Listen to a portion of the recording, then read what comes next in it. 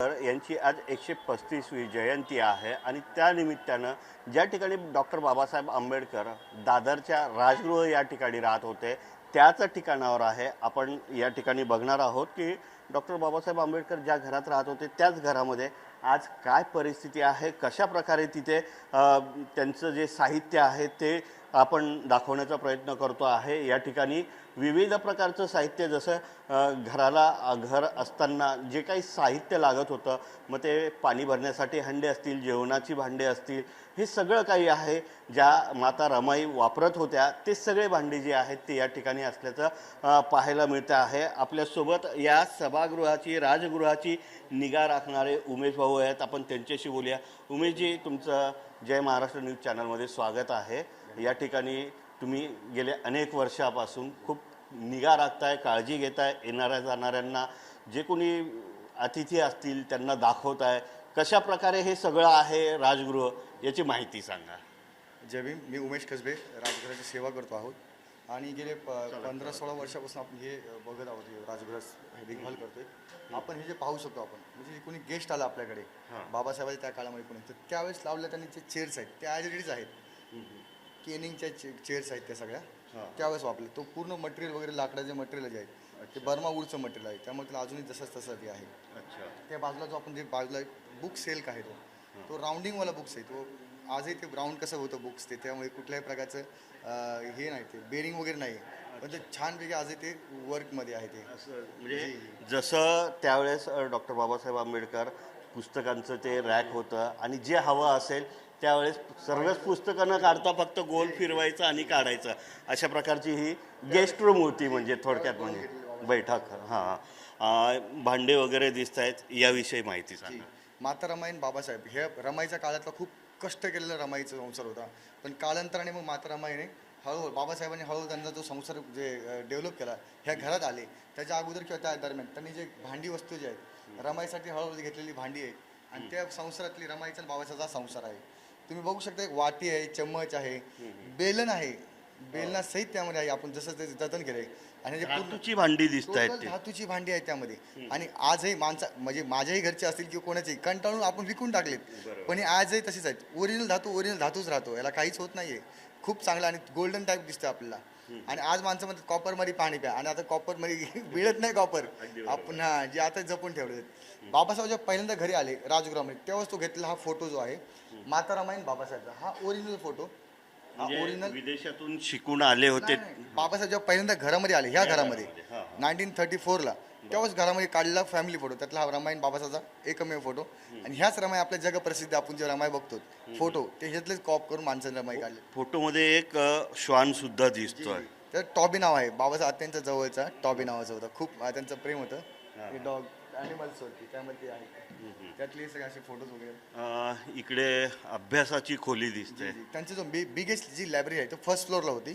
त्यातले काही भागी त्यांचे पुस्तक वापरलेले वगैरे जे आहेत, चष्मा, काठी, नेम प्लेट्स, बुक्स सगळे जसंच तसं इथे ठेवलेलं आहे. कॉन्स्टिट्यूशन्स आहे जे मध्यंतरी दिलं होतं ते, आणि ज्यांनी बाबासाहेबांचे हे बनवलेत बुद्धन त्यांचं धम्म, काही लँग्वेजमध्ये आहे. त्यातले काही लँग्वेज 2-3 लँग्वेज आपण इथे ठेवले, हिंदी, मराठी आणि पंजाबी वगैरे. बाबासाहेबचा एक पासपोर्ट कॉपी, खूप लेट त्यांच्याकडे पासपोर्ट आला होता, कारण त्यावेळेस बोटचा सफर जास्त असायचा.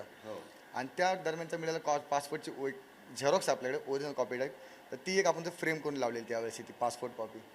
आपण मला वाटते बाबासाहेब जेव्हा घराला एक नेम प्लेट लावतो तसं नेम प्लेट लावलेलं त्यांनी.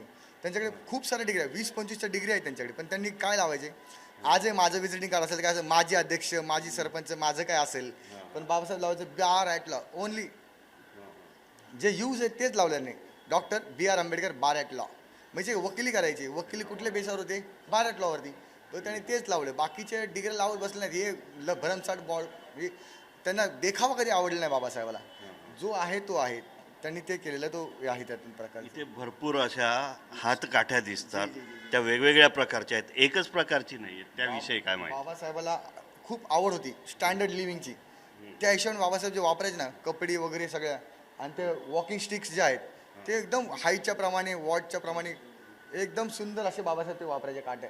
आपल्याकडे ह्या कमीच आहेत, काही पुण्यामध्ये काही दुसरीकडे असतील, पण हे आपल्याला काही जतन केलं आहे, त्यातल्या ह्या काही भाग आहेत ते आपल्याकडे आहेत. त्या बाकी ते चेअर्स वगैरे सगळे तसंच आहेत, त्यांच्या बुक्स वगैरे सगळे असं आहे. जी एक इथे मोठा फोटो सुद्धा जी, हे आता आपल्याला डोनेट केला होता स्केच केला होता सुनील सेंगुरकर यांनी स्केच केलं, त्याला मग फ्रेम करून दिला.